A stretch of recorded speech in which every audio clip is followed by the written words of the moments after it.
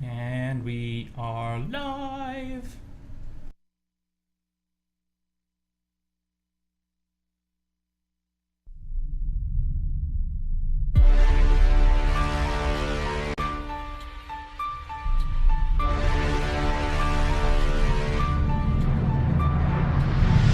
From the Time Spent Poorly podcast studio in the Lewiston-Clarkson Valley in Idaho, you're listening to the Rosewater Kinetics Fitness Hour with weekly discussions on nutrition. Mainly consist on stuff like sandwiches and tins of tuna, chicken, something like that, cheese grater's from a chain store. Training. Just like a bunch of little girls.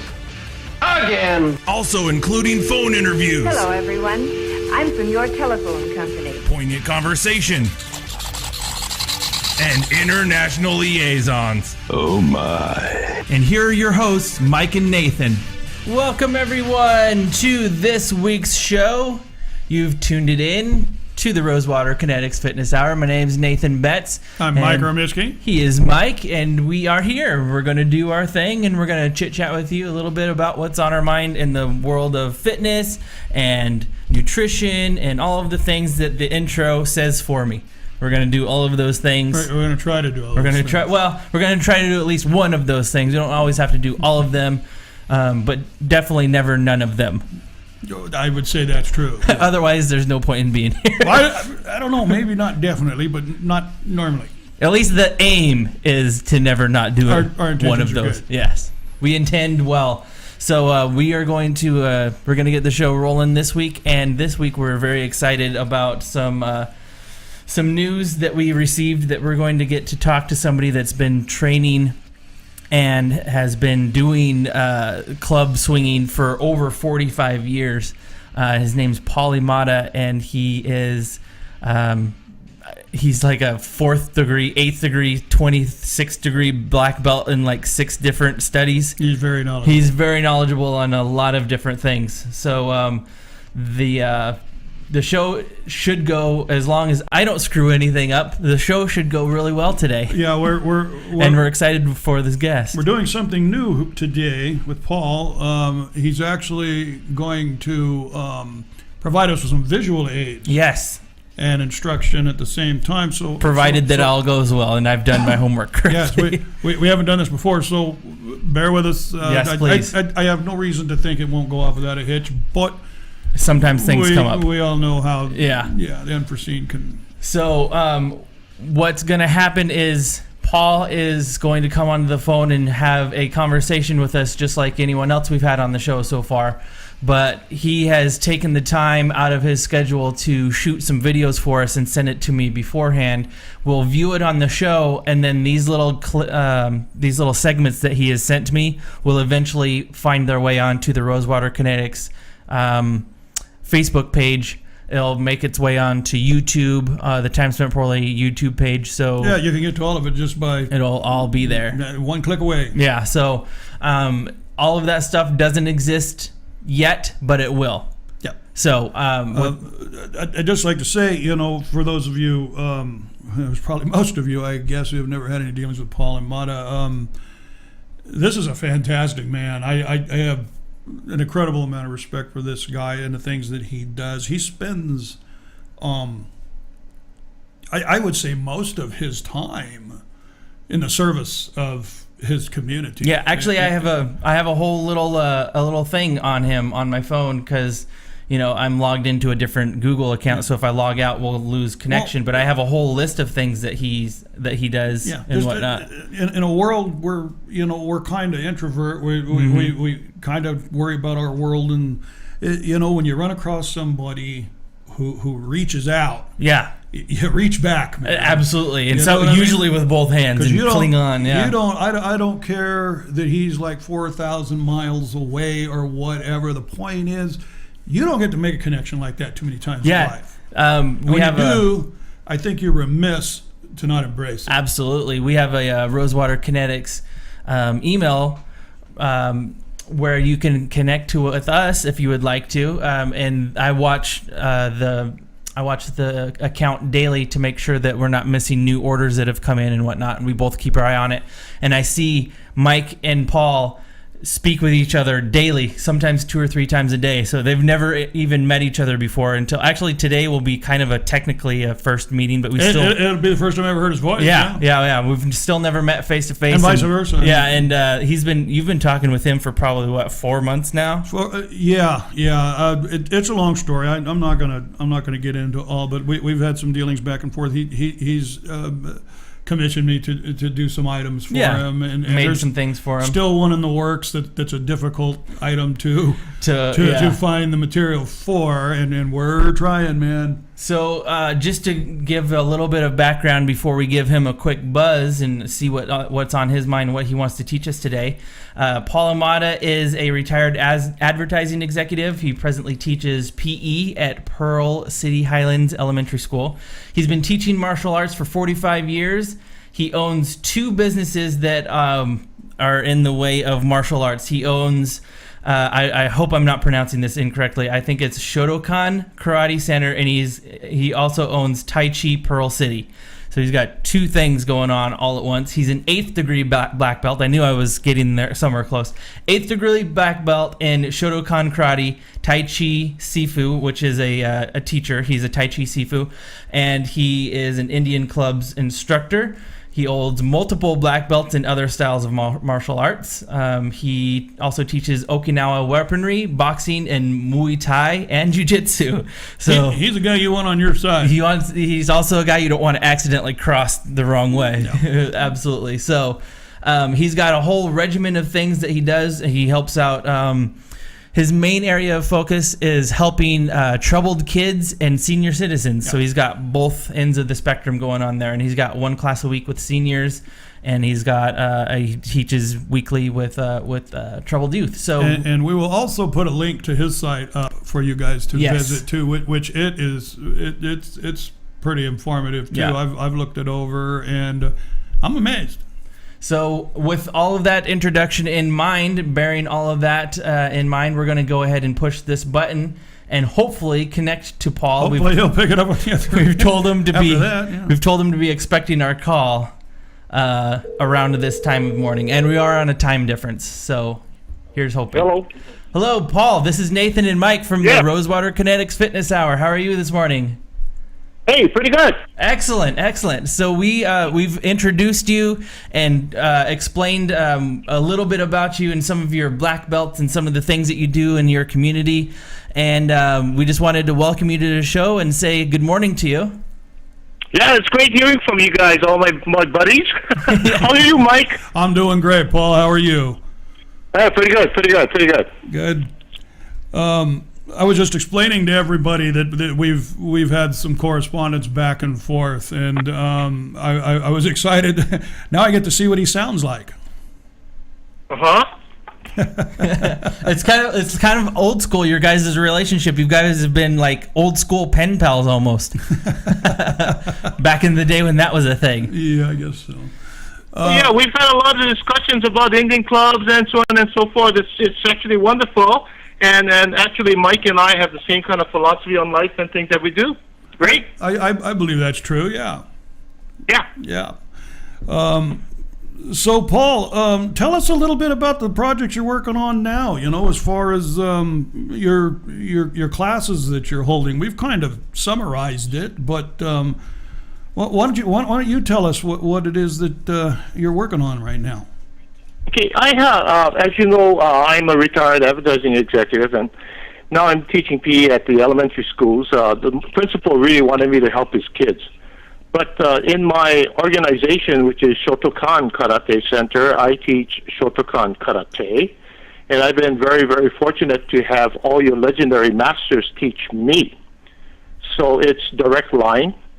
My Tai Chi side, basically, I am about 4th generation, sometimes you could say 5th generation. I have, so there's a direct link to the original Yang style Tai Chi, which is just phenomenal because most people don't have that link. And then on the Indian club side, what happened over there was through DOE, there was a class in Indian clubs, and I said, hey, this sounds kind of familiar. I don't know anything about Indian clubs. And again, I was thinking about American Indian. I went to the class and I saw the clubs, and I saw a demonstration on it, and I said, my God, this is what I need to do. And right at that, it basically took only a couple of minutes, and I determined that this is something that I'm going to incorporate into my classes and do the rest of my life. So it started out like that. Now I've got probably, maybe 200 pairs of Indian clubs for myself. Dang. And a whole bunch of pairs for my students. That's awesome. Fantastic. Crazy. Well, I don't know if that's crazy, but it's impressive. Keeps people like us in business. Yeah. And I probably have a really, really one of the biggest collection of SIMD KO clubs too, which is fantastic. Yeah, that's pretty amazing stuff. I actually made a couple of pairs of clubs for Paul here, and that's what he wanted. Yeah, some replicas of SIMD. Cool. And I'm going to tell you what, I was a measuring fool trying to get those things right, man. And I messed one of them up and had to start over. But other than that, I learned right then that, you know what, you need to just take your time. Yeah. Get this right. Yeah. Do it an inch at a time. You know, apparently a lot of thought went into the design of those things, you know, which becomes evident when you start swinging them around. Start to turn them. You start going, you know, as I did them, I started to discover patterns, you know, geometrical patterns that, you know, you would travel so far and these measurements would be the same, and then you would travel so far and then there would be, you know, a slight variation of one sort or another that would match up on both sides. So some symmetry to them. Yeah, somebody actually sat down at the drawing board and did engineered these things right. Yeah. And this was a long time ago, yeah. so it was a pretty impressive thing to do. You know. Yeah. By the way, I'm dying one day. I'm going to pick up one of your clubs. I'm dying one day to try it out because everybody that's touched your club said that they're really good, nicely balanced, great, of course, great workmanship, of course. The finish is fantastic, and I'm dying to try it one day. Yeah, well, you flatter me, Paul. That's elevating coming from you. I appreciate that. Now, you've been teaching clubs for how many years now? Oh, God. I'm going to guess, but I'll probably say 2 to 2.5 years. Okay, and what individual thing was it that you think hooked you when you picked up your first set? Oh, come again with that? Come again? I said, what individual thing was it that you think that first hooked you, first convinced you that you needed to do these? What was it you noticed about them when you picked them up and swung them for the first time? Okay, I'm a little, you want to call me weird? Okay, fine. I'm a little weird in that the way I do things in life, simply because I have a lot of martial arts experience for all these years, and I've been teaching all these years, in that when I touch things, I don't touch things with muscular body. I basically touch things with core. So when I held on to these Indian clubs, I could feel the way they rotate in a circle and how much they can really benefit things like stability, core, breathing. And then, of course, what surprised me was the idea of using left and right brain, which is very, very hard to find anything like that. You find that in circus acts, like juggling and stuff like that, but you don't find that normally in the normal, for me, for example, PE world. And that's the kind of things that basically the Department of Education wants to incorporate as exercises that kids can use their left and right brain. And the application of that is, I do a lot of work with seniors, and believe me, I've changed their lives. Some of my students would be crippled today. But anyway, what happens is as they work with these Indian clubs, of course, the biggest thing is they get total flexibility in their arms. I have a lot of students who, when they start Indian clubs, they can't lift their arms, maybe parallel to the ground, that's it. And today they have 100%. And I think out of all my students, maybe there might be one or two that still cannot achieve that. And it doesn't mean that everybody can. But one of the main reasons why they can't is that they're not willing to go the extra distance to keep their arms straight and take the rotation. You know, because, you know, you do that, it hurts, right? Yeah. So they're not willing to take that extra step to go forward, and therefore they don't get the kind of benefits that everybody else does. But Indian clubs, I see people come in, and sad to say, I see people in their 50s come in and they look like walking zombies. The posture's down, the eyes are not alert, the skin is bad, their thinking is not right, and with the use of doing Tai Chi and which strengthens the legs and core and everything. And then Indian clubs, the mind starts getting very alert. The eyes change, the skin changes. All these really wonderful things, and that's what I've seen that Indian clubs does. And so therefore, my entire school, which is the karate side, not as much with the kids, but then again, with my PE classes, they do that at school. But my seniors, the Tai Chi class and my Indian clubs class, they all do Indian clubs. It's part of the program now.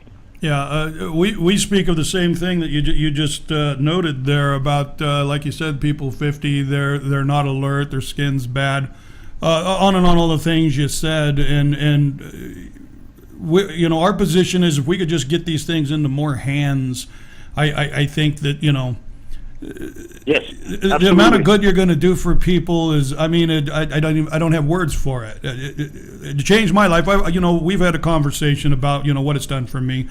I wish there was just a magic bullet that you could use to impart this on people, just to get them to try it once.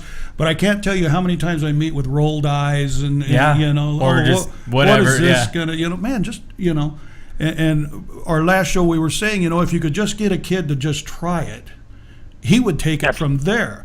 I'm sure you've seen the looks in their faces when they've discovered that they're making progress, huh? Yeah. And you know what? The funniest thing is some of them don't realize that. It's so weird. I'll give you a good example. I had a lady that walked into my place. Oh, my God. You'd look at her and you'd say, oh, God, this lady's not going to live very long. And overweight, of course, in her probably late 60s or early 70s. She walks with a slouch and she shuffles because she can't really lift her legs up. Her skin is bad. The eyes are not alert. And when you talk to her, she's not very cognizant. It's like I'm talking to a little baby. And we put her through the program. We, strengthen her legs. We talk to her about posture, breathing, and Indian clubs and everything else. And I swear to God, 6 months later, I'm sitting over there looking at this lady, and I notice, hey, she's standing with a perfect posture, and her eyes are bright now. Her skin is lighter and clearer. And then when I talk to her, of course, the mind takes a while, but the mind is a little bit more alert than it was when I first met her. And I tell her, do you realize these things are happening? And she says, yeah, I think so. And so I turn around and I tell my class, do you think this is happening? And they say, yeah. And they go to it. Yeah, it's true, that's true. And so this... so excited. Well, absolutely. I mean, try and change the world one life at a time if that's what it takes. Yeah. I get the type of resistance where people seem to think that they're either I'm making things that are for jugglers, or they think I'm making some sort of weird baseball bats, and they're like, what can baseball bats do to improve my life? I'm like, well, first of all, let me drop some knowledge. They've been around for a long time. They're not baseball bats. But that's the first thing I get is, well, I'm not an athlete, so what good are these going to do for me? So well, that's true. Yeah, in the first place, they're going to help you because you're not an athlete. Right. Yeah. Absolutely. Now, you've sent us some instructional videos as well, and I'm very excited to get this information out to people. I watched all 5 of them and learned through the course of all 5 of them, and each one of them's a minute and a half long, except for the last one where you cover breathing, and it's only 3 minutes long. But in those, in those 8 to 10 minutes worth of video, I learned that everything I've been doing up until this point for the last 8 months of my training and using these, I've pretty much been doing them wrong. So yeah, I'm excited to get this information out to everybody today. And I've tried to point it out that this is a very, very old form of exercise, and it's been neglected for so long that so much is missing. and people are pretty much confined to YouTube Yeah. and basic word of mouth. Well, I saw this and I read that. But nobody has an individual who can stand up in front of them that's knowledgeable, other than maybe yourself and Paul Wolonkowski and a few others, but they're not available. Right. Well, so you forge through, and then when you get to see something like this after had been doing it for a year and a half, 2 years, 3 years, you go, oh man, I've been doing this wrong. I got to undo what I've done and relearn. Which is difficult, Yeah. It's as difficult as starting over sometimes. So what do you... Go ahead. Now, when you get a brand new student who's never picked up a set of clubs before, what's the first few things that you tell them before you even allow them to swing them around? There's a few things that you instruct first, or do you do first? Well, I did that exercise for you guys, the one where I'm not using the clubs and I use open hands. Yes. I noticed that is the most beneficial to use. For beginners to be holding on to a club that weighs 1 pound, it's really tough. And so what I normally use for my classes, because I can't afford Indian clubs for every single student that I teach, because I have 350 students. So in my school, Pro City Highlands Elementary School. But anyway, what I've done was I've made dowels, 1-inch dowels, cut in half, so they come in 4-foot lengths. You cut it in half to 2 feet, and then I make a little X on a tennis ball, and I stuff it in. Nice. And that probably weighs about maybe less than half a pound. But what happens is, because of its length, it creates a really fantastic centrifugal force. And even using that, doing 10 reps slowly with the kids, my arms start hurting. But what we do is I go through the basic movements first, because more important than having them understand how to do it is, especially for seniors, you want to have them work with muscle memory first, because the muscle memory is actually, I hate to say it, smarter than the mind. Because I've had instances where I've taught a person, and they've done it wrong the first time, and it took me 2 years to change it. Oh man. That's just muscle memory. Yeah. So what I found is with basically seniors especially, you want to make sure that the first time you teach them how to do the swing, you teach them how to do it correctly first, so that you don't have to spend a year trying to change that problem. So let the muscle memory work first. And then you slowly give them.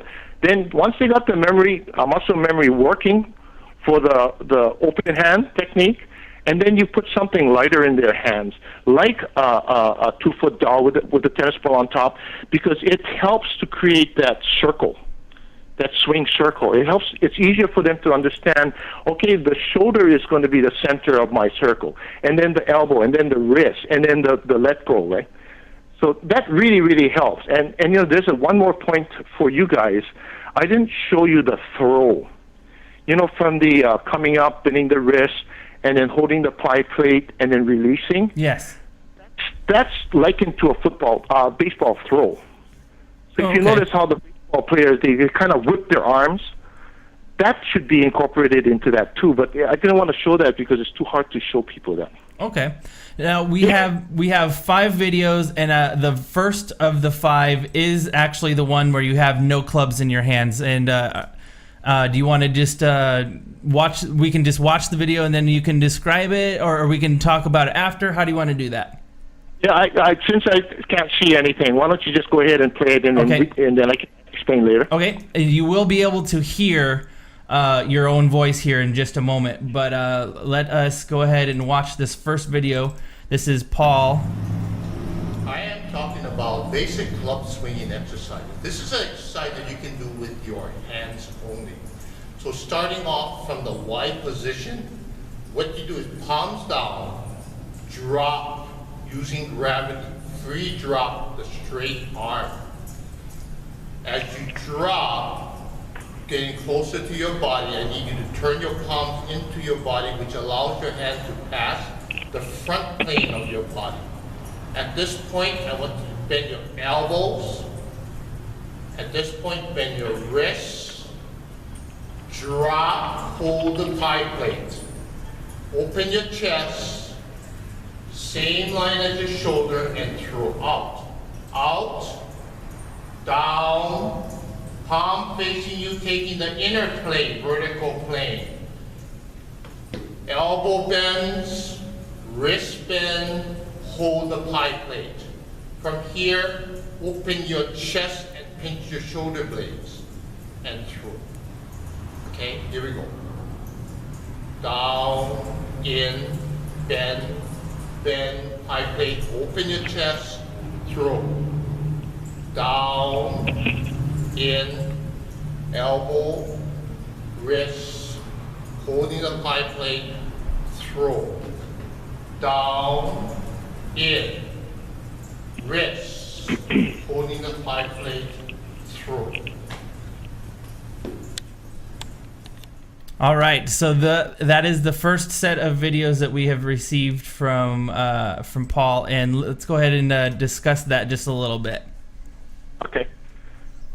Now, have you ever run into anyone where they didn't understand what they just saw? Because as far as I understand, what I just watched, I immediately went, "Oh, okay, well I know exactly what I've been doing wrong." But yeah, the body mechanics, yes, I think is what he's trying to get across yes. here. Don't just be flailing. I have not been doing the part where I do the throw, and I don't think I've been doing the part where you do the pie plate and all that good stuff. I don't think I've been quite doing all that right, but I do it right now because I got to watch these videos first. But have you ran into anybody that didn't get that from you, or have you ever had any questions based off of what you've just shown? Okay. The teaching of the Indian club swing is extremely difficult for people to do. In fact, if I can mention his name, my friend Mike Simpson from UK, he's pretty much one of the world's experts on Indian clubs. He even said that it takes many years to master the Indian club swing. And I'm thinking to myself, God, I'm trying to work with these guys for so many years, and they just don't get it. And then what I did was I created something simple like this exercise, and it took on. Now, if you look at my class, they're doing fantastic swings. I mean, they can probably rival the best swingers. But it's not easy. It's not easy to just go ahead and teach them that, because they have to accept the idea of what is this Indian clubs thing and how is it going to help me? Right, a lot of people are skeptical about it. But, we take the time, we try to go explain to them, and we just tell them, keep your mind open and just understand what we're doing. This portion right here, actually, I would say is better for people who have swung before and have a better general idea of how it's supposed to be done. Like you guys, for example. And when you see it now, you understand it right away. Yes. But the method that I have to use is go very, very slowly. I normally work with just my my tennis ball and dowels first with the students, and we go basically the same thing. I think what I'll do from now on is, since I created that, I'm going to do the hands first, and then incorporate slowly the club movements first. Watch them really carefully so that the muscle memory catch in, and then let them kind of catch on. But it takes a long time for someone to really master the Indian club swing. I think, too, one of the problems, at least it's one of the problems I run into when I try to help somebody get started, is I'll start them out. I have this old pine pair of teardrop clubs that I think they might have been Nathan's first. I've swung them. Yeah, I've swung them before. And they're very, very light. Yeah. And I think the first time I told Nathan, I says, work with getting it correct in your right arm, and then work with getting it correct in your left arm, and then try to incorporate the two.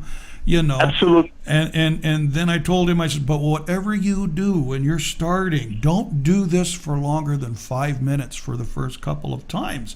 And he kind of looked at me with a turned head, like they're only a pound, Yeah. And I'm saying, I tried to Trust say me. you're using connective tissues and things that you haven't used in a long time, and you're gonna be sore. And he looked at me like I was on fire, you know. And he was right. I regretted it the next day. The next day, I got a conversation. And he says, "Like, God, I can't believe You that." killed me, Mike. But we were talking about earlier how difficult it was to get people motivated to just begin so they can see for themselves. I think that is a big motivating factor. When you put something that light in somebody's hands and it has that big of an impact Yeah. on their body the first time, I think it makes them go, wow. You know, I would have never thought, you know. And then when they do that, I say, now you understand how bound up your joints are. Yes. You know, to have done something so simple and so light that has made you so sore, Incredibly sore. Yes. in other words, now that I have your attention, Yeah. let's move on. Let's have another conversation about this. Yeah. Yeah, it's true. It's true. Yeah, actually, you know, what I try to do is like you, 5 minutes. I don't want them to do it without supervision as much as I possibly can, because in the initial stages, when I'm trying to get their muscle memory to work in, I don't want them, you know, they try to remember, they take it home. And once again, they take it out of their learning environment. So that puts another stress on their brains. Right. Because I learned Indian clubs, like for me, in this cafeteria. And so we put them in another environment. Now they're all jammed up because it's a different environment. Now, what did I learn before? What did he say? And then now they're reinforcing mistakes. So I try to get them to do it just a little at a time and make sure that I'm watching them. And my motto is never let a student make a mistake. So I just watch them like hawks. I like the drills. Work. Yeah, and I kind of came to the conclusion. Actually, Mike and I kind of came to the conclusion that it takes somewhere around 1,000 swings for it to feel natural and comfortable. Would you agree with that? Absolutely. Yeah, absolutely. So it's not going to be something that you're going to pick up and be prolific at the first time you try it. Just be prepared. It's much like skiing or snowboarding. You're not going to be good at it the first time. You're going to spend a lot of time on your bum. You're going to spend a lot of time picking yourself back up. Much like skiing and snowboarding, with these, you're going to spend a lot of time looking at your hands. You're going to feel like you're some weird alien in your own body going, what's going on in the space in which I'm existing right now? So Right. just make sure you watch what you're doing. And the biggest thing that I found to be helpful is standing in front of some sort of reflective space or reflective surface, whether it be a mirror. Whether it be a mirror. In my shop, I have windows, and I work out at night, so I can see my own reflection in the windows of my shop, and I just make sure that I can see what my arms are doing and see if they're in the right place where I want them to be. So. Absolutely. You know, but that's another problem too, in that you are able to see yourself and correct yourself. The weirdest part is there's a lot of people that are starting off, they cannot associate the reflection to what it's supposed to be. Yes, and that's another thing is, if this is something that you really want to start doing, it might be possible, or if it is possible, have someone outside of your own body instruct your body for you for at least the first several hundred swings, because you'll feel much more better about what you're doing. Yes. And once you get the confidence, you understand how it feels. The muscle memory comes in with less thought.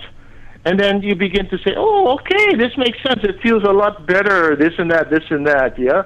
And another hard thing that's hard, too, is to obtain the rhythm of the Indian clubs. And that's pretty hard. I mean, I keep telling everybody, the more I get into martial arts, and you know, with all the years, the more I'm finding out that rhythm has to do with everything that you do. You think in rhythm, you move in rhythm, you react in rhythm. And if you can master rhythm, there's nothing that you can't master. Tell me if I'm wrong here, Paul. I always tell people when they work into a rhythm that you should try to mimic the rhythm of your heartbeat, because that's probably the most natural rhythm that people seem to fall into. That boom, boom, boom, boom, Yeah. boom. You know, steady one too. Yeah, that'll be a rest rhythm. But the hardest part is, if I get 100 people, trying to get 100 people to feel the heartbeat within, I probably will be lucky if I had one. And that's the weirdest part. And those kind of things, you have to take them little at a time. With Tai Chi is motivated through heartbeat. It's like the elephants, right? Elephants rock side by side. They're moving to the rhythm of their heartbeat. But when I'm trying to take my Tai Chi to a higher level, I need them to first get themselves moving in the rhythm of their heartbeat. Then, like most of them look at me and say, what are you doing? What are you talking about? I can't feel my heart. But after they focus, they breathe, they kind of understand, and you can mimic for them, and then they start moving and flowing much better. But you're right, heartbeat. Yeah. I also find that working out to the right tempo of music is very helpful, because I put my iPod on random and I'll start off to a great song, and then 4 minutes later a different song will come on. I'm like, oh, this is throwing me way off. This song is way faster or way slower. So maybe find a playlist of songs that have a similar tempo. That's usually helpful. So now I have the next video ready to go, Paul, and this is the one that has the wood dowel in it. Are you prepared to discuss that one after we play it? Okay. All right, here we go. I will be talking about the two vertical planes when you're swinging clubs. As I turn to the side, you're going to have one vertical plane that is determined by the center of your shoulder, another vertical plane which is determined in front of your body. So two perpendicular to the ground or vertical planes. Okay? As you grab the club, you will be coming down the shoulder plane, switch to the frontal plane. The club should just pass the groin area. From here, elbow, wrist, holding the pie plates, throw. Down, front, throw, throw, throw.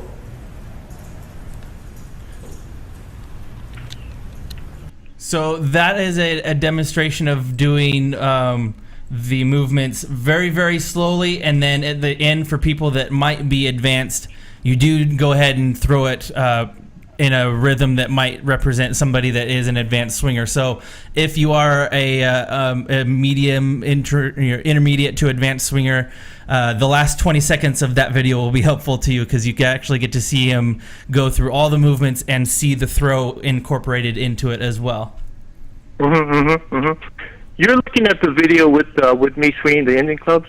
That was the one where you were showing us the planes with the two wood dowels, and then you did pick up just one single club at the very end. Okay, the vertical plane. Okay. That is so absolutely important, because most people think the vertical or the plane that you use is one plane. It's not. And if they can stick to two vertical planes, the reason why is most of us will not throw completely out at the top, right? And as they're coming down, because of using muscle into their action, they come down to the front of their body, and it's at an angle. It's not straight down. So it's important for them to understand that if you want total mobility, total range, you're going to have to drop that club straight down in line with your shoulder, and then as you turn your palms in, focus on the main club closest to your lower body, just passing the hip area. That's foremost. And as the other club alternating pass, it's easy to adjust that one. But most people don't even think about that. So what happens is the clubs get higher and higher as they're coming down. If you take a really critical look at some of the best swingers in the world, you're going to see a lot of them not doing that. And so then you look at it and you say, oh my God, they're not really getting a good circle on their shoulders. They're not using that, getting the flexibility and making use of what the Indian clubs is really, really for.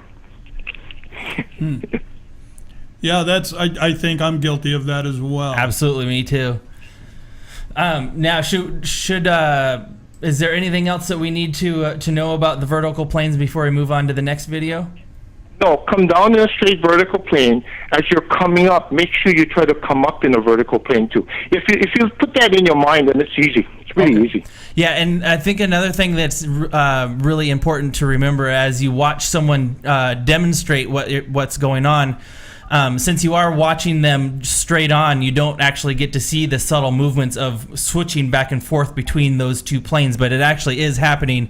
If you were to watch your own hand do it, you could actually see it happening as well. So that's something very good to be pointed out to us. Yeah, sometimes you got to wait until they move around, and when they move sideways, then you get a chance to see really what the planes are like. But it's good to focus on planes too. Yes. All right, this is the next one in the series, and I'm not entirely sure. You do have a pair of clubs in your hands, it looks like, but I don't exactly remember what this one is. So I guess we're all about to find out what this one's about real quick. Okay. All right, here we go. We're going to be talking about the Indian club swing, the in to out club swing. The in to out club Starting swing. Off at the position. Okay. Some people call it 10 and 2 position. From here, my palms are down. You do not use muscle to bring it down. You use gravity and just drop. I need you to use gravity, drop the clubs, okay? As you pass the front of your body, focus on the club passing the crutch area. Once you do that, opposite side, you just have to give it a little bit of a forward push, and the clubs will pass very easily. This way. Okay. From here, Y position, drop, gravity, pass. At this point, as you're going up the circle, gravity is going to play with your club rhythm or speed, and you're going to slow down. What happens is by cocking your elbow, you help to bring the clubs back up, cock the wrist, and at this point, your arms should be parallel to the ground. You should look through this diamond. Then open the shoulder blades. Once again, I'm using my shoulder plane. At this point, I'm going to throw the clubs out. Okay, so watch. From here, drop, up, throw, drop, throw, drop, throw, drop, throw, drop, throw, drop. So basically that video just combined everything we learned in the last two videos all in the fluid movements in which they're supposed to be working. Yes. And I think at one point in that video, they must have shown a side view. Yes. The emphasis to making sure that you have that vertical planes, you're working with those vertical planes, and then you can't go wrong. And another part is double checking at the top of the circle where you're looking through that diamond. Make sure you get that square. If you do that, then your arm placement is right where it's supposed to be. Okay. Now the next one, I believe we go a little bit more into depth on. The different types of swing. So now, before you start that, let me ask you, Paul. I'm looking at the grips, how you're holding the clubs. Do you have the ball of the clubs in the palm of your hand? Actually, my grip on the clubs is like super loose. I can actually do the swing with my baby finger and with my index finger and my thumb, but I am holding the first three fingers of my hand around the club base. The baby finger is around the ball, and then my right hand, my thumb is just comfortably put around. I'm never holding the clubs tight. Yeah, it's always like just enough so it doesn't fly out.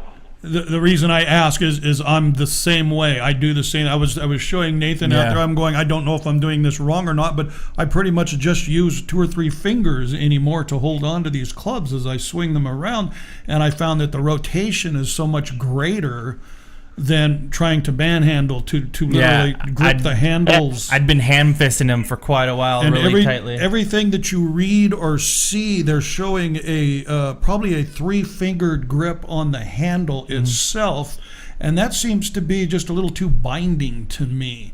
So I wanted to ask, in your expert opinion, am I doing the right thing? No, that's your basic grip. Your three fingers should be basically holding the shaft. Your ring finger is what's at the junction of the ball and the shaft, the handle itself. That's basic, and that's what you're going to be. And your hand is going to be totally loose. I think Mike Simpson said one thing to me one time. He said, "Make sure at the top of your swing that you loosen your wrists," and it's true. Everything that you're dealing with is going to be light and soft. You don't want to. Most of us do the opposite. We grip that darn club, and we're trying to choke the club. Yeah, but that's what I've been you doing. can think about the club swinging as a whip. The concept of the whip. You call it hara, which is the base. 1.3 inches below your belly button, 1.3 inches in. That is the handle of the whip. The extremities, which is your hands and your ending clubs, is the snapping part of the hip.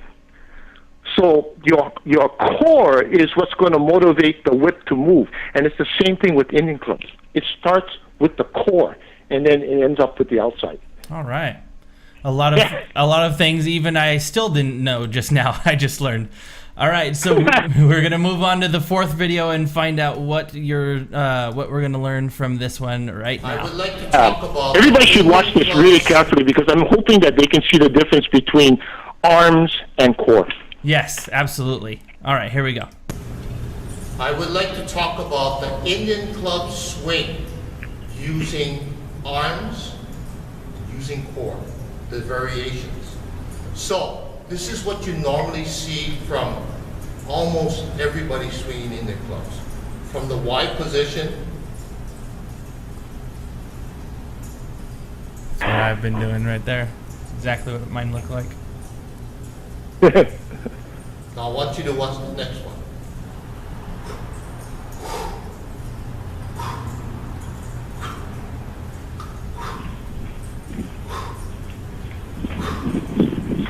Arms, core.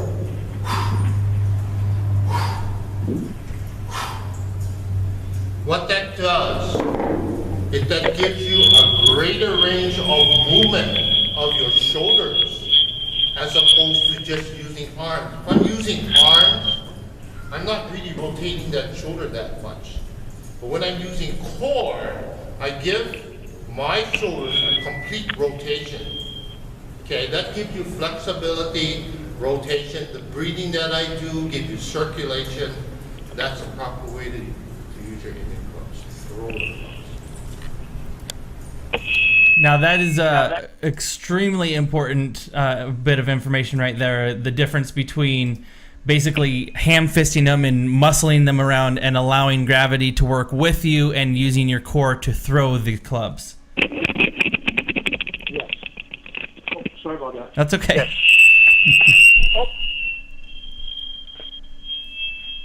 Bear with us. We'll have a little technical difficulty with our phone connection. We got you?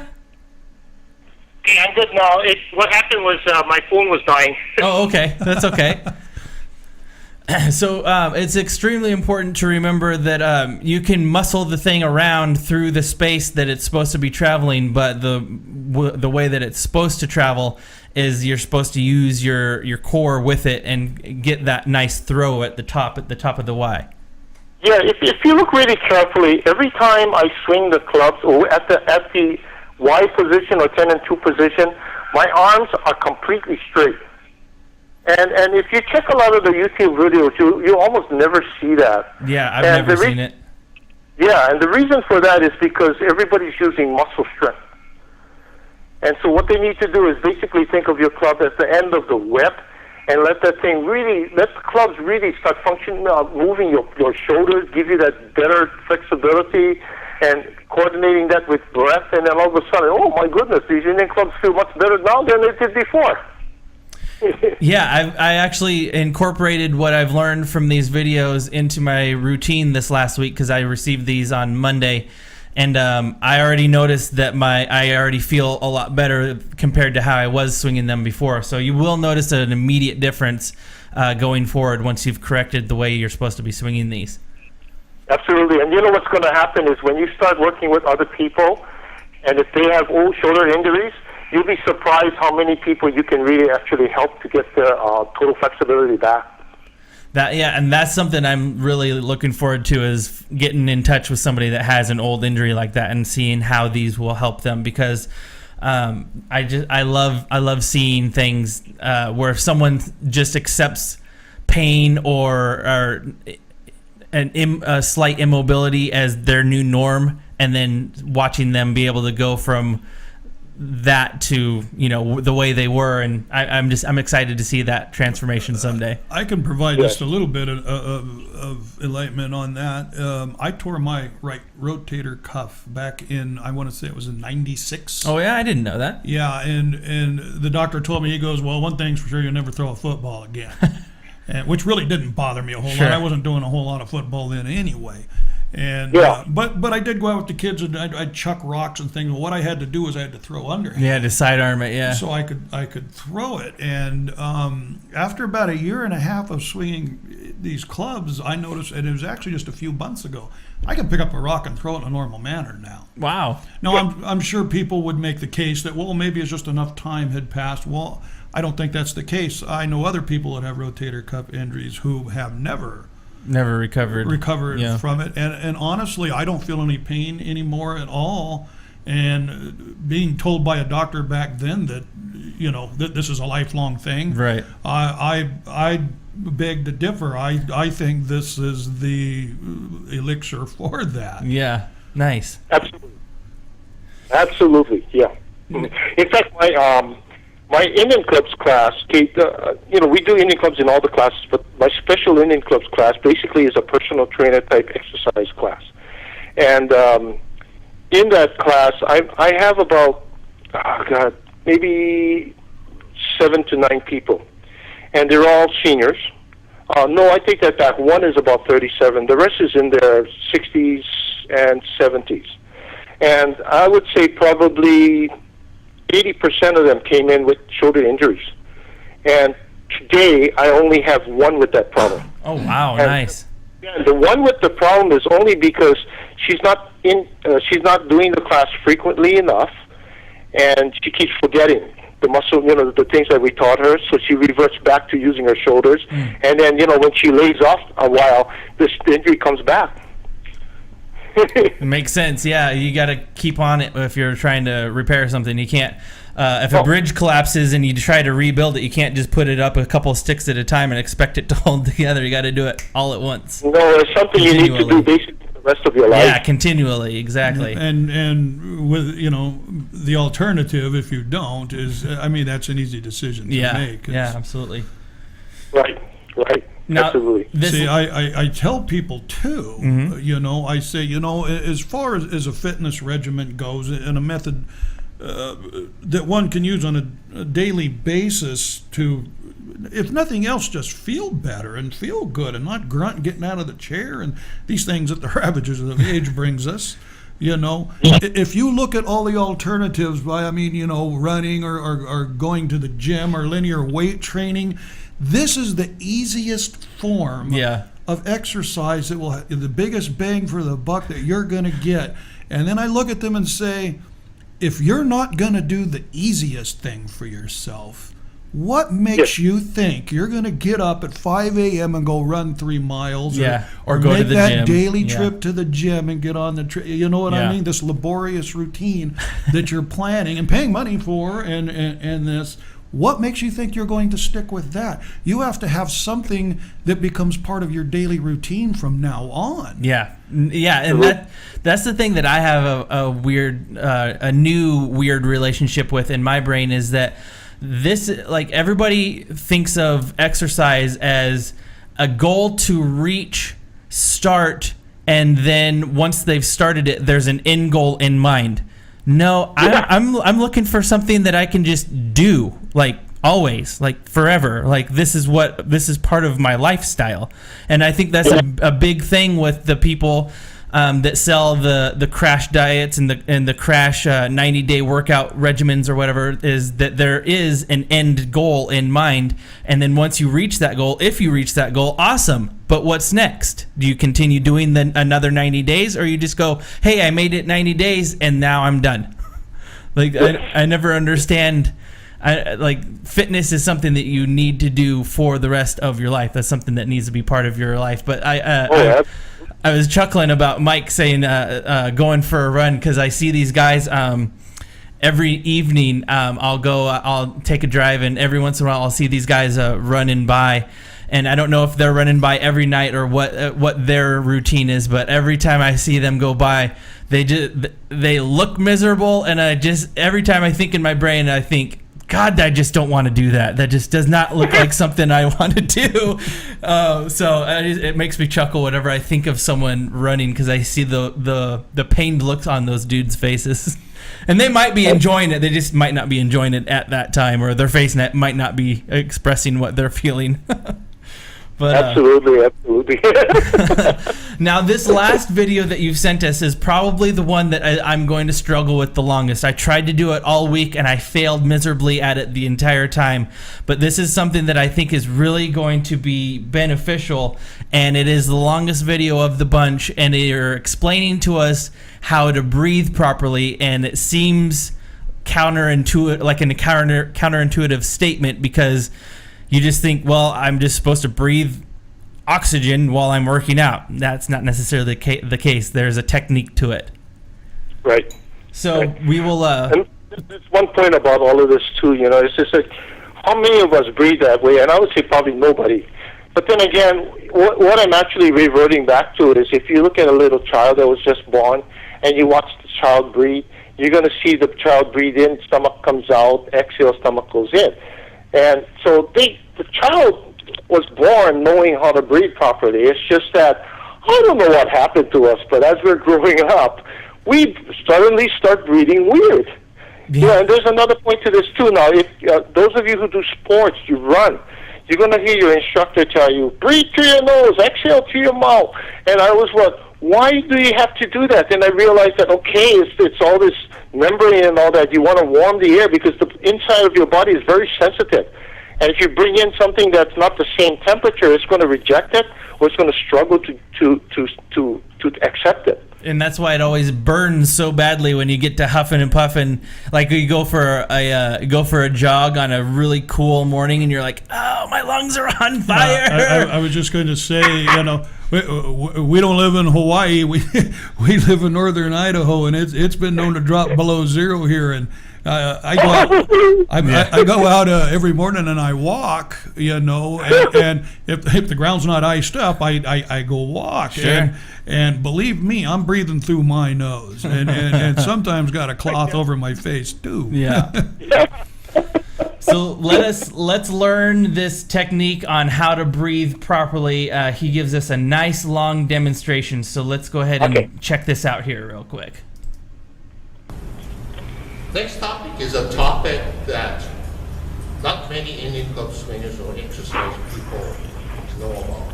And I'm talking about Indian club swinging to maximize circulation and chi flow within the body.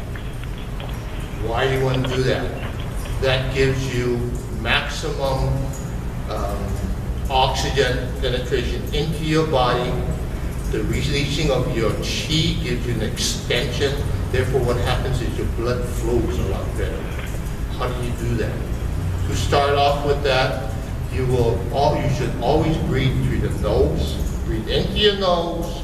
As you breathe into your nose, all the silica in your nose and the mucous membrane and all of that will warm the air going into your lungs. So you don't have this cold or hot air from the outside reaching your warm lungs.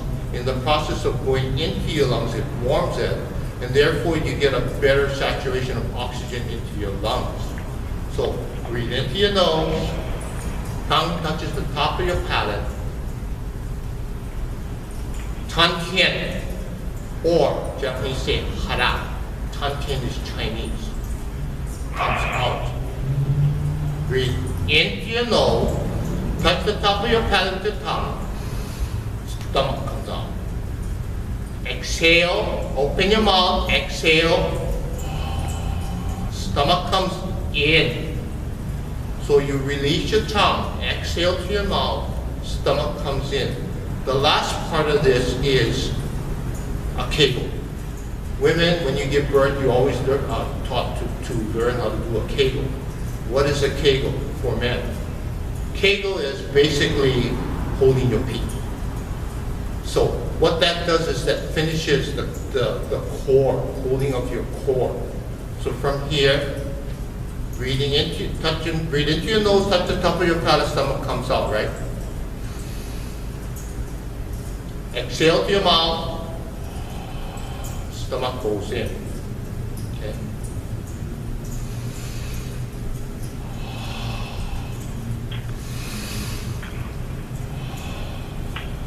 If you learn to breathe that way, it's extremely difficult to do that. Like I said, most of us only are hands familiar.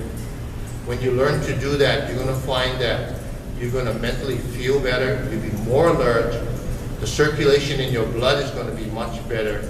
In fact, what happens is skin color changes, blood pressure goes down, your mind gets much more settled. Okay? So, try it. I think you'll be very surprised. Now, there is a lot of information all packed into that 3 minutes worth of conversation about breathing, but the one that I find most interesting is to teach males and females alike to do a Kegel as part of their breathing. That is, I would have never thought to do that.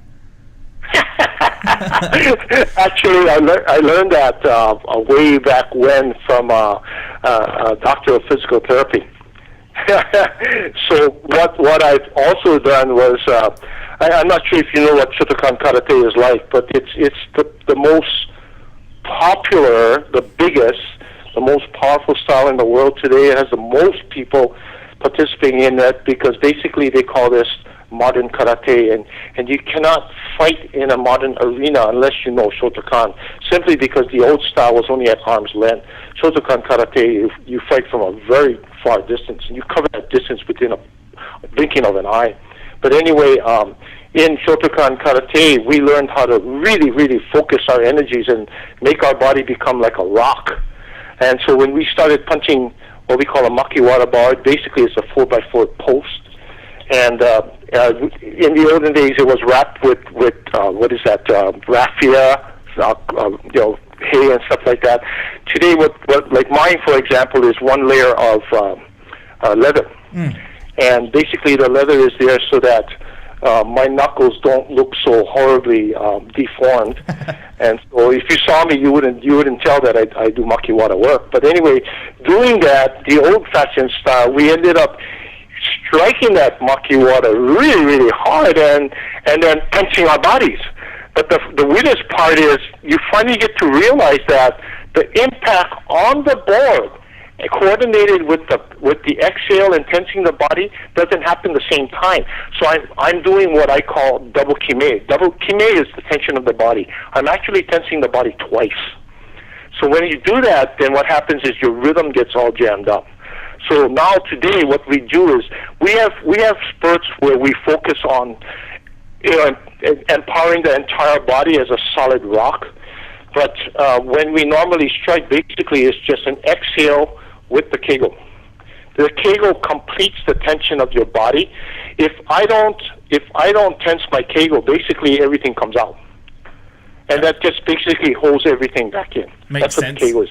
Makes sense physiologically. So why not spiritually, or however you want to look at it, metaphysically? Yeah. So I think of the 5 videos, that's the one that I'm going to be studying and practicing the most, because I tried, complete with Kegel, I tried doing that. I think I got 2, maybe 3 rotations around. I'm like, my brain's going to fall apart. Now, I think it's probably good to point out too that this isn't just applied to Indian clubs. Oh yeah, you could do this while you're sitting at your desk at work. Yeah, I'm thinking. See, in the mornings, we work out with Indian clubs, and I swing a mace, and then we go for a 1.5 mile walk, and we walk up this big hill to get our heart rates up first. I'm going to attempt that going up the hill. You know, I just never gave that any brain power. I never did either. But just going through this right now, I'm literally picturing myself going up that hill, going, man, I'm going to try that. Mm-hmm. And I'm always in front of the pack, and they're going to be making fun of me. Why is he squeezing his butt cheeks together? Going up he's walking like he's got a stick up his butt. What's going on? You guys leave me alone. Well, you got to think about this. It's really difficult for, we've been living so many years now, right? All of a sudden you got a guy like me coming in and saying, hey, Mike, you're breathing the wrong way. You got to do it this way. And, hey, I got like 40, 50 years of muscle memory in my system. How do I change that darn thing? And it's going to take a lifetime of practice to get Kegel breathing right. I mean, to get the breathing right. Because it's not an easy... Yeah, and the best way to do that actually is to identify where your Chantian, Chinese, or Hara, Japanese, center of balance is. And that is 1.3 inches below your belly button, 1.3 inches in. Okay, that's where all the martial artists basically focus in on. Now, there's other methods where you can move your chi or your energy through the body, around the body, and all of that. I have a masseuse that works with me a lot of times, and she will tell me, okay, Mr. Imada, she says, relax. I want you to receive the light energy from your head and let it go out through your feet. Okay, and I do that. And she says to me, okay, now take the energy and receive it through your right foot, rotate it around your head and make it go out to the left foot. And you can do that. But that's really, to ask anybody to do that is like crazy or what? Yeah. It's just years and years of working with these things. One of the things that we do in Tai Chi Classics, which is an excellent book for advanced people, is called Tai Chi Classics. Tai Chi Classics. And that's a book written showing people how to circulate their chi around the body. But the thing is, what is a chi? What is your energy? You don't know what it is until you can feel it, right? So that's where it's really, really hard, because it's not something that I can say, okay, this is a chi. It's like a ball. It's not. It's an intangible that not reality, that you create and you make reality. So it's in mind. But it's really incredible because, for example, releasing chi. For example, if you got a sore shoulder, I'll go ahead and I won't touch your shoulder, but I'll just release my chi into your shoulder. And lo and behold, your shoulder starts feeling better. The bad part about that is I got to be careful about getting the chi to come back into me. Right. So then, like your sickness, for example, sometimes will reverse itself and come back into me. Yeah, I've read things like that. Yeah. Yeah, energy flow is amazing thing, and that's the reason why, like, when I look at somebody doing Indian clubs, I know if they're doing it basically properly or not, because I can see the inside. And so the muscle movements, what I did with a lot of the video that I showed you guys is I over-exaggerated some of my movements so you can see my core moving a little bit better and my release looking a little bit better, because this is really, really hard to do. It's very hard. So you sit down and you just practice it. The hardest thing to do is to exhale through your mouth, stomach goes in, and press your Kegel. So I wouldn't even handle the Kegel until you learn how to exhale through your mouth and bring your stomach back in. And then once again, inhale through your nose, touch the top of your palate, and stomach goes out. Now, you might ask, why do you have to get and touch the top of your palate? The reason why you do that is because the energy coming from your nose is going straight into your Chantian. But that you have that big cavity hole, your throat and your mouth, and what it does is it severs the link. So by touching the top of your palate, and a lot of people use the tip of their tongue, and that's wrong. You have to take your entire tongue and bring it up and tuck it into the back of your upper palate. And that's the proper way to do it. And then that way what happens is the energy coming through your nose will go straight into your Chantian. Now, that's a small portion of it. I don't breathe that way. What I do is normally when I breathe in and I want my energy to come in, I use basically the the 6 points, which is one, the top of your head, and the 2 hands. Basically, it's right between the center of your index and thumb finger. That's where I breathe too. That's another nostril. And then basically the right behind the ball of your foot. So I'm breathing through my 2 hands, my 2 feet, top of my head, and my nose. Now they're real complex, right? Extremely. I'm sorry, that actually made sense to me. Yeah, and you know what happens with that is, let's say I'm really uptight and I'm not feeling good. What I do is I imagine myself breathing in relaxation. And when I exhale, because I'm exhaling from my Tantian, I exhale from my Tantian all the tension. So I breathe in again, relaxation. I exhale tension. And I keep doing that, and lo and behold, next thing you know, you relax. You're breathing well, heart settles down, your mind settles down, and you feel much better. Now, there's another point to this that I have to warn you and your listeners. You don't want to play around with this kind of stuff too much. What you're doing right now is you're just breathing. You get into other things, like a lot of people like the exotic Eastern type things that they do, like, for example, Qigong. Have you heard that before? No. No, okay. That's really popular. People get tired of maybe Tai Chi and they start, hey, I want to start learning things like Qigong. And it's like Qigong is called moving meditation. Now, first thing I'm going to tell you, if you look up Qigong and demon possession, you're going to find a lot of written work on it. And a lot of times, like meditation and demon possession, you're going to find a lot of work on that. And I had one time a doctor who headed a hospital in that particular area, and we were doing a little bit of breathing, focusing on and trying to enrich one of the organs. I think the organ at that time was kidneys. But anyway, she came to me and she told me, Sifu, she said, if I start having problems, can you help me? And I said, what do you mean? She said, I used to do heavy meditation before. And I used to go to this place where they did, and I know where the place is and everything. She said, after a while, I started hearing ticks, and the ticks wouldn't stop. And then I'd hear dripping, and I hear this and that, this and that, this and that. Well, if you, again, research it, you're gonna hear that ticks are one of the first things that's happened when demon possession starts working on you. Wow, I did not know that. Early stuff. So that's why I have to, every time I talk about things like this, I have to make sure that people don't do what they used to do in the 60s. You remember transcendental meditation?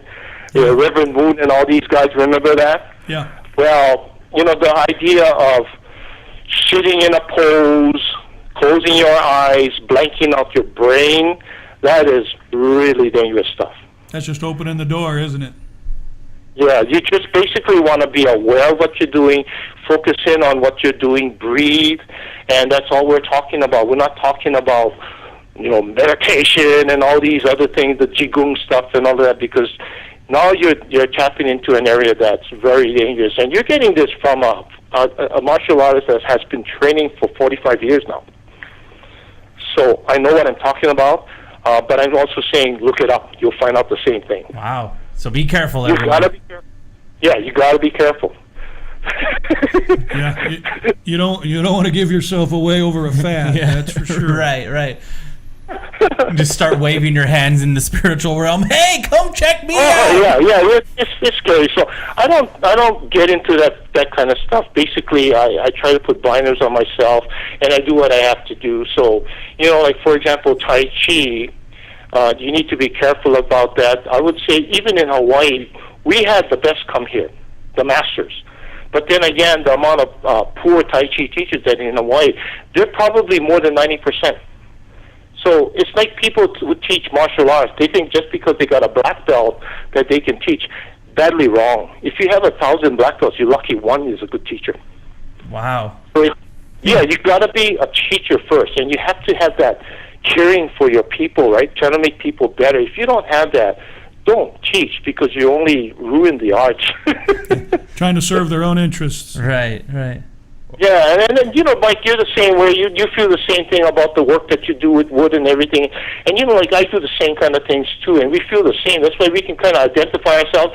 That's when you guys who don't know, Mike made me these two beautiful, beautiful clubs, and it's on his Facebook page.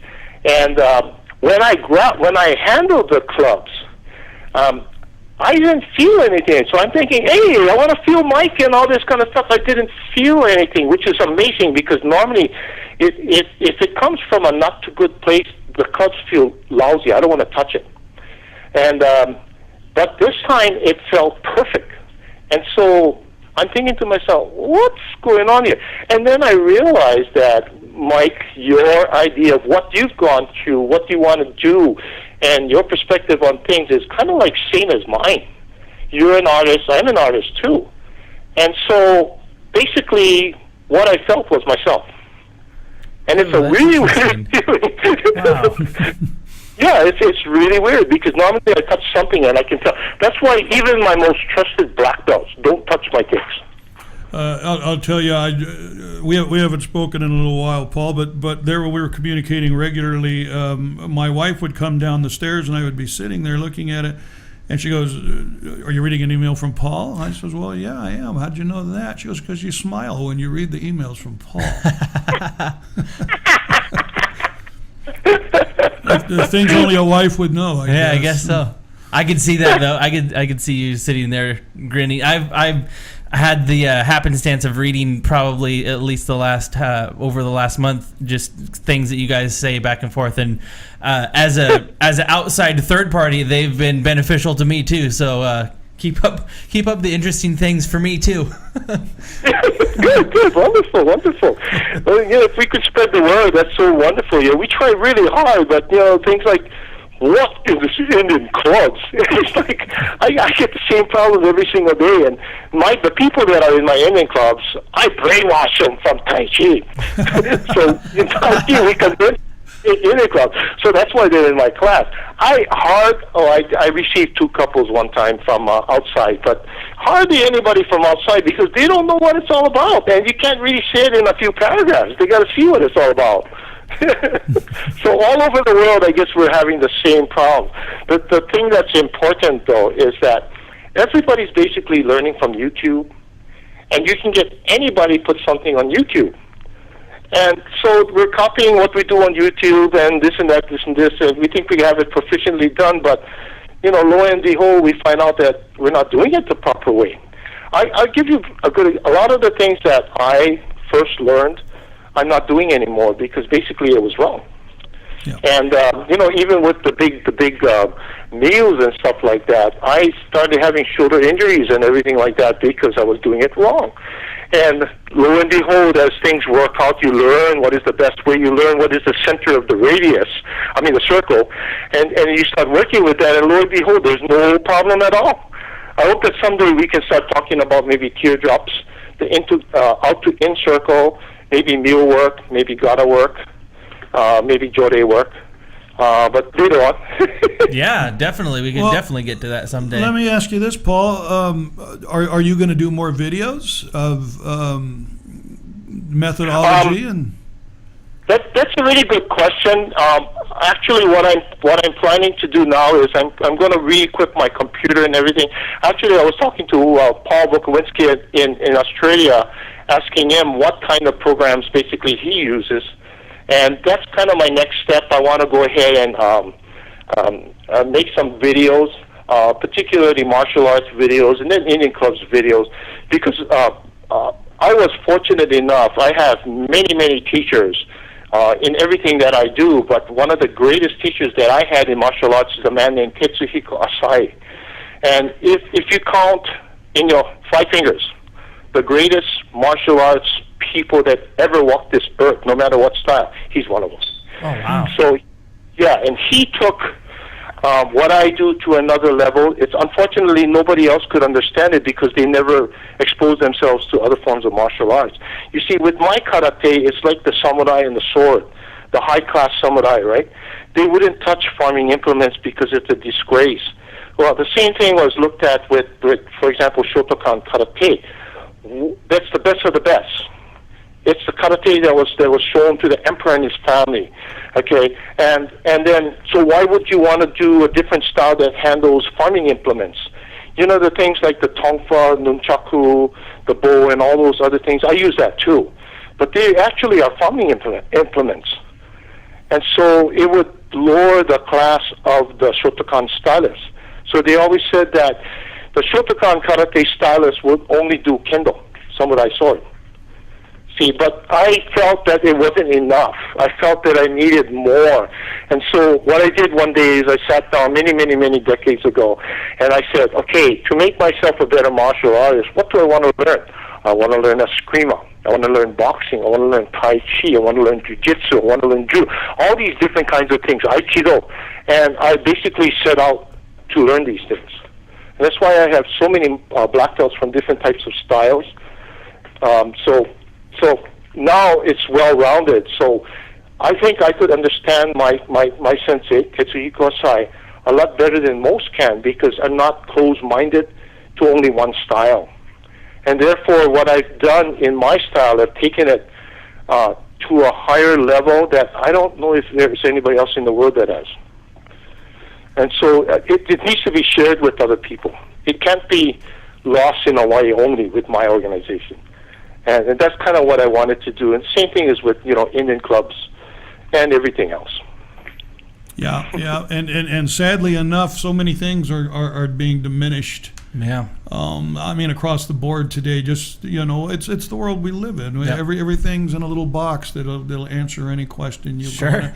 And the days of individuals learning from another individual, of things being handed down in an intricate manner over time, it's going away. Yeah.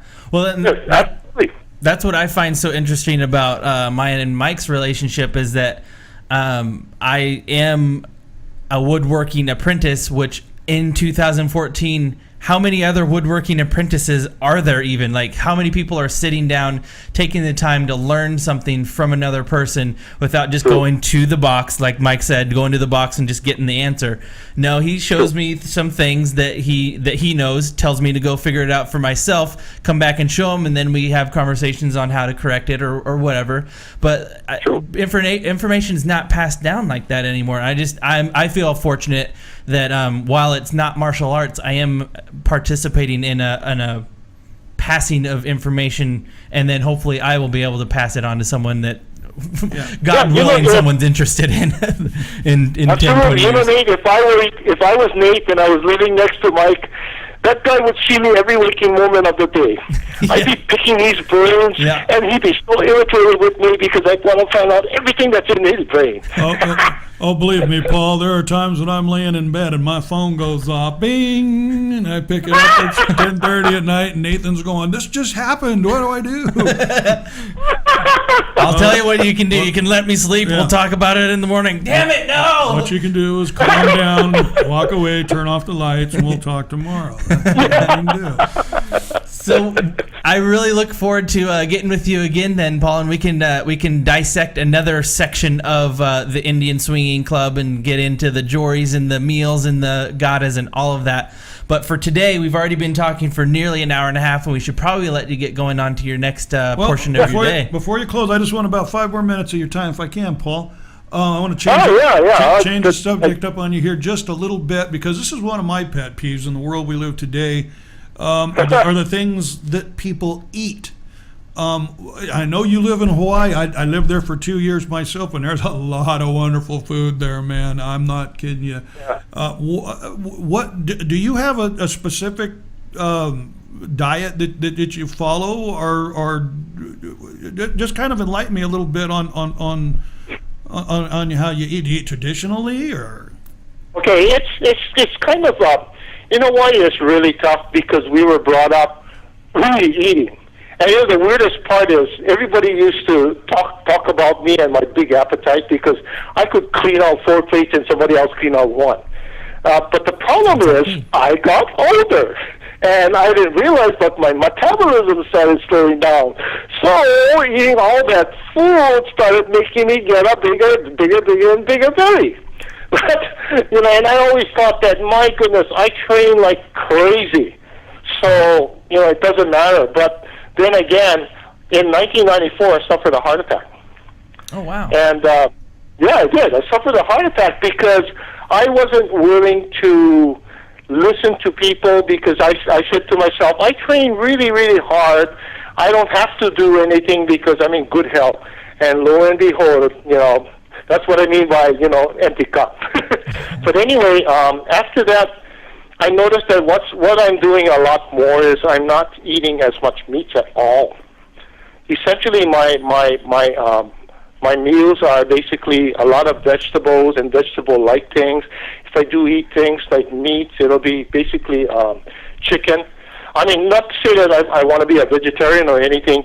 To me, okay, I would love to eat a steak, but it's not worth it for me to spend the money to go to the shop down the road and buy a steak when it's not the best steak. True. If I'm going to spend my money, I want to save my money and maybe once a year or something like that, and I'll go to the best place where I can get the best steak so I get full enjoyment of the steak, and then that's it for the next couple of years. And that's kind of been my philosophy on things. And I have friends that eat a lot of meat, and lo and behold, they're overweight. Their skin is not good. And, when the skin is not good, the insides are not good. And it's kind of weird. And then, they start changing their diet little by little, and the skin starts lightening up.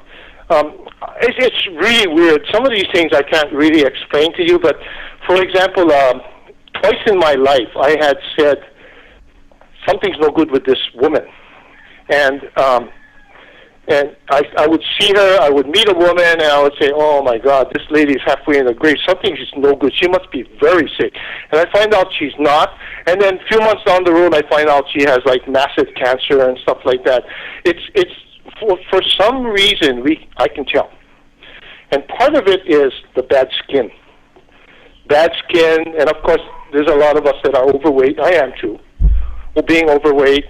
And so, we need to do some things, especially as we get into our senior years. This Indian Coach program was evaluated by a doctor, and he said, Mr. Yamada, he said, I asked him when he was leaving, I asked him to spend a month with me, evaluate my program. And he said, after the month, he said, I can't make it anymore because I've so many things as a doctor. And so I told him, tell me, what can you recommend to make what I do better? He told me, honestly, Mr. Yamada, I cannot recommend one single thing. I thought, come on, doc. And he said, what you're doing for seniors is incredible. Once a month, I do weights, okay?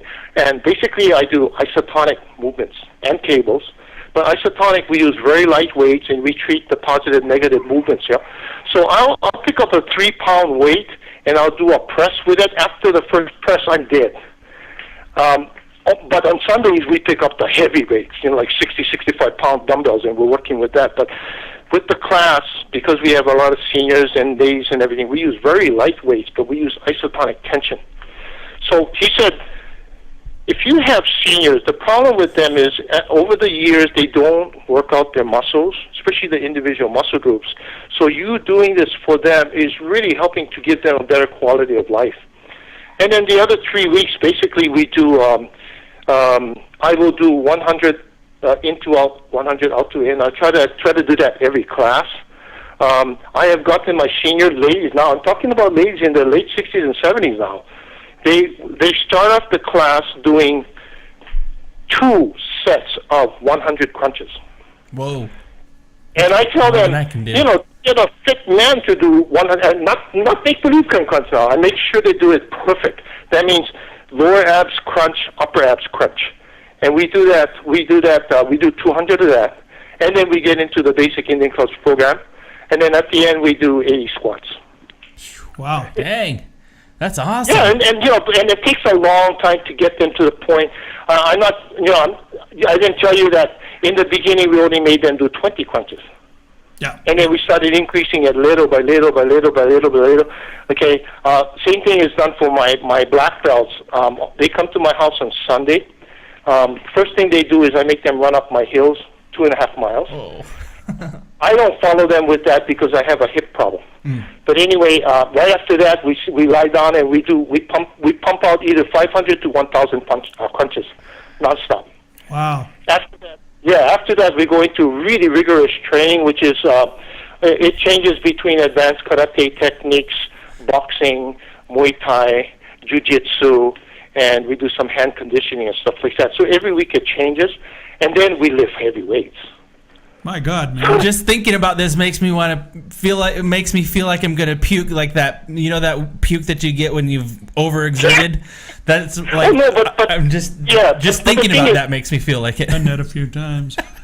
You know, my mind goes. Oh, these talk about Indian clubs and these movement. I lived in Iwakuni, Japan, for a year, and I remember when I would get up in the morning and I would walk out.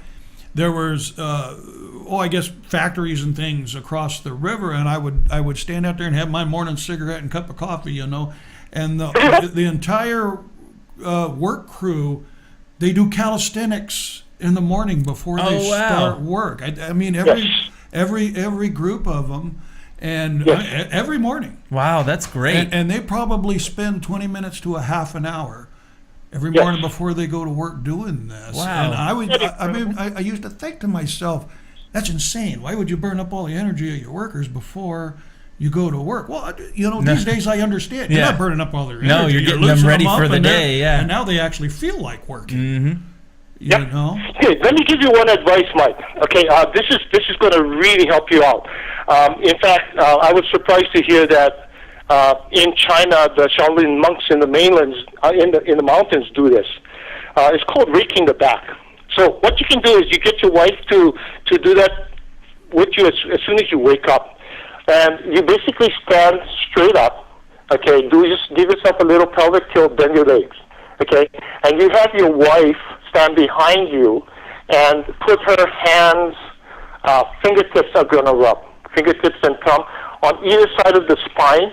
And you have her exhale and come down, not with her arms, but with her legs. And she goes, and she rakes your back.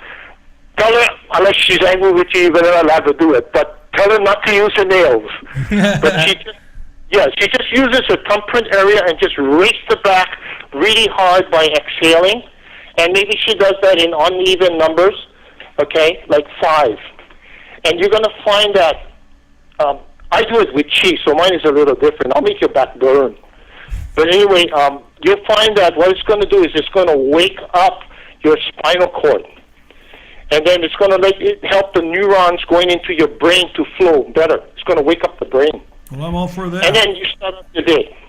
Nice. And you know, I found out that the Shaolin monks do that in the morning. And they felt that it's a source of life. And it's incredible. Wow. You know what? I think I'm going to try that. Yeah, try it. Tell me to do it to you. Yeah. As soon as we're done here, we'll give that a shot. I mean, it's already the middle of our day, but sure. But you better not make Nate mad now because he's going to scratch your back. I was going to say I don't know that I trust Nathan there. Oh, come on. So there's a lot of information for a lot of folks to get to in this one. So we should probably let this one go for this time around, just so we don't cross the 2-hour threshold. So thank you so much for giving us so much of your time today. We've spoken with you for nearly 90 minutes, and every minute of it seems to have been, we seem to be way more knowledgeable than we were beforehand going into this. So thank you so much for your time today, Paul. We really appreciate it. You are so welcome, and God bless. Yes. Yep, right back at you, Paul. It's been good talking to you, and if you're so inclined, we'd love to have you on again here real soon. Yes, anytime. You're welcome anytime, and we can't wait to see you in person someday, however that ends up working out. Yeah, sure. Sure, I'll be happy to. Just give me a little time, then I can send you videos again, and the videos really help you. Sure. Yeah, absolutely. Those were so helpful. Now, those are going into my cache. Yeah, man. Those are going up on the YouTube as soon as I can, as soon as it's humanly possible, as soon as I can get to it. Just real quick before you sign off, what is your email address so that everybody can find you on the internet? I am Kancho, Kancho at skckarate.com. Perfect. We will be talking to you very soon, Paul. Thank you so much. Have a great day. Okay. Bye. Okay, you too. Bye-bye.